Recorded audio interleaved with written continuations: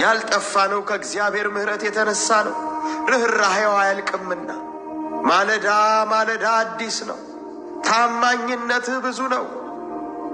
ነፍሴ እግዚአብሔር ዕድል ፈንታዬ ነው፣ ስለዚህ ተስፋ አደርገዋለሁ አለች። እግዚአብሔር በተስፋ ለሚጠብቁት ለምትሻውም ነፍስ መልካም ነው። ሰው ዝም ብሎ የእግዚአብሔርን ማዳን ተስፋ ቢያደርግ መልካም ነው።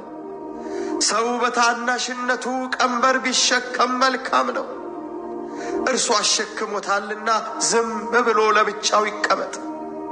ተስፋ የሆነው እንደሆነ አፉን ባፈር ውስጥ ያኑር፣ ጉንጩን ለሚመታው ይስጥ፣ ስድብንም ይጥገም። ጌታ ለዘላለም አይጥልምና ቢያሳዝንም እንደ ምሕረቱ ብዛት ይራራልና። የሰውን ልጆች ከልቡ አያስጨንቅም አያሳዝንምም።